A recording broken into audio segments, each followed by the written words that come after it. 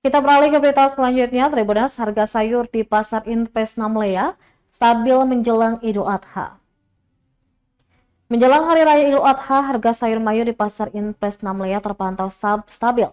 Pada Selasa 11 Juni 2024, salah seorang pedagang Jawi Buton mengatakan ketersediaan sayur yang melimpah menjadi faktor utama stabilnya harga. Para pedagang di pasar ini menawarkan beragam jenis sayuran dengan harga yang bersahabat. Misalnya untuk buncis dijual seharga Rp40.000 per kilogram, sementara untuk kacang panjang dibanderol Rp10.000 per ikat. Kacang tumbuh dapat dibeli dengan harga Rp30.000 per kilogram dan bunga kol dihargai Rp60.000 per kilogram.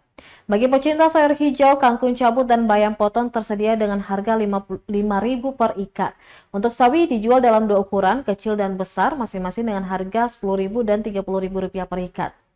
Sementara untuk bayam merah sedikit lebih mahal dengan harga Rp8.000 per ikat.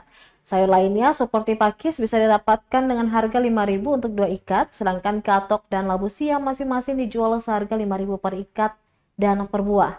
Untuk pilihan sayur lainnya, sayuran dan buah, terong dan timun masing-masing dijual dengan harga Rp5.000 untuk beberapa buah. Bagi yang mencari variasi lain seperti pare, dijual seharga Rp10.000 per kilogram, kol Rp20.000 per kilogram, wortel Rp30.000 per kilogram, dan kentang Rp25.000 per kilogram. Labu kuning ditawarkan dengan harga Rp30.000 per buah dan pete tersedia seharga Rp20.000 per ikat.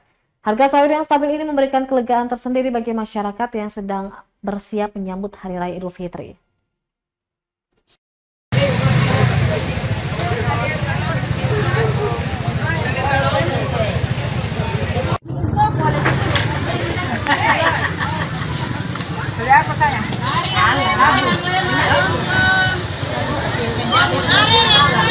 Download Tribun X sekarang, menghadirkan lokal menjadi Indonesia.